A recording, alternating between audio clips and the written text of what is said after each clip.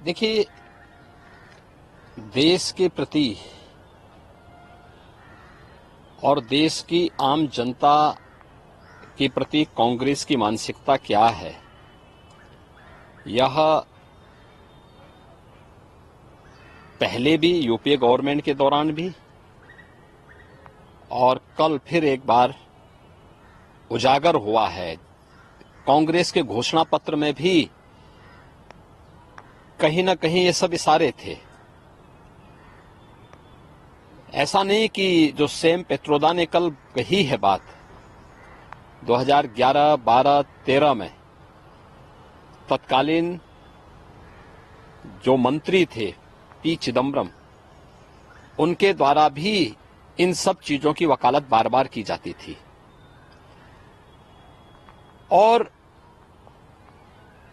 कांग्रेस जिसने देश के संसाधनों को लगभग 60-65 वर्षों तक लूटा, अब उसकी नियत लोगों की, आम जनता की संपत्ति पर लगी हुई है और आम जनता की संपत्ति पर लगे होने के कारण ही अब वह इस विरासत टैक्स की बात कर रहा है और फिर इसको बांटेगा उन लोगों को जो घुसपैठिए हैं।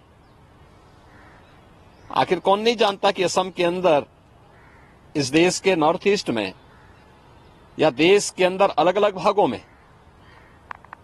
जो करोड़ों की संख्या में घुसपैठी आए हैं, रोहिंग्या आए हैं, इनके पीछे तो कांग्रेस का ही वोट बैंक की पॉलिसी है।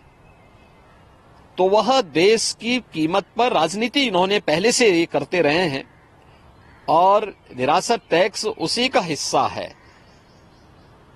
एक तरफ ये आम जनता को टैक्स लाद करके तबाह करेंगे, उनकी संपत्तियों को जबरन अपने कब्जे में लेंगे और फिर उन घुसपैठियों को, उन लोगों को देंगे जो लोग, जिनका भारत से कोई संबंध नहीं है।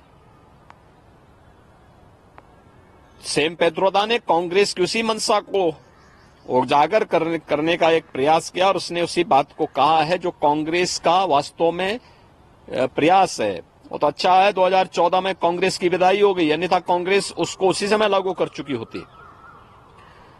इसलिए सेम पेत्रोदा की बात वही है जो पी चिदम्बरम कह चुके हैं और इससे पहले कांग्रेस कर चुकी है। सर, कर्नाटक मामले देखने में आए जिसमें मुस्लिम्स की ऑलमोस्ट सभी जातियों को भी शामिल करने के भी मामले कुछ सामने आ रहे हैं। आप किस तरीके से देखते हैं इसको? कांग्रेस का वक्तव्य बहुत दुर्भाग्यपूर्ण है और भारत की इस्लामीकरण करने और भारत को विभाजन की ओर धकेलने का एक कुचेष्टा का एक हिस्सा है। कांग्रेस यूपीए सरकार आने के बाद उसने उस समय भी इस प्रकार के कुत्सित प्रयास किए थे। पहले जस्टिस रंगनाथ मिश्रा के नेतृत्व में एक कमेटी गठित की थी और रंगनाथ मिश्रा कमेटी ने एक प्रयास किया था। उस समय भी उस कमेटी की जो रिपोर्ट थी वह इस बात की ओर ध्यान आकर्षित करती थी कि ओबीसी वर्ग को मिलने वाला जो 27% आरक्षण, उसमें 6% आरक्षण मुस्लिम को दे दिया जाए।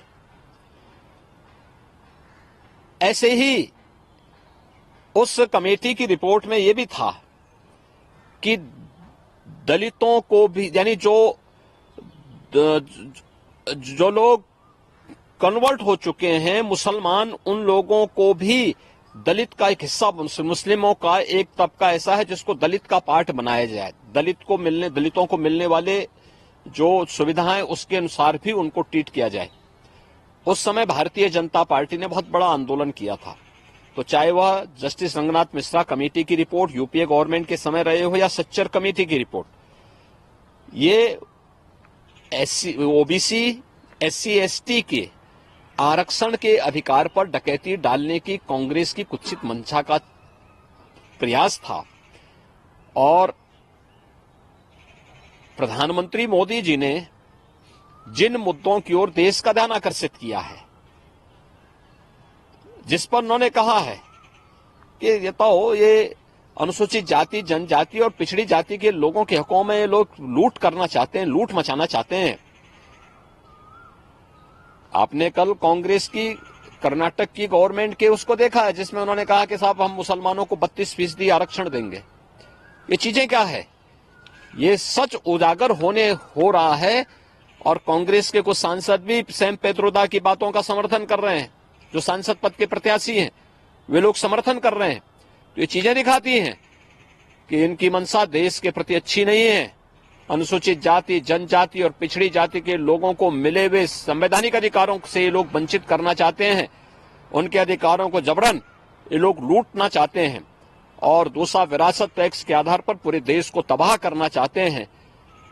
तो इन दोनों के प्रति देश को सतर्क रहना होगा, आम जनमानस को सतर्क रहना होगा और कांग्रेस और इंडी गठबंधन के लोगों के इन मंसूबों को पूरी तरह खारिज करने के लिए लोकतांत्रिक अधिकार का अपना सही उपयोग करना होगा।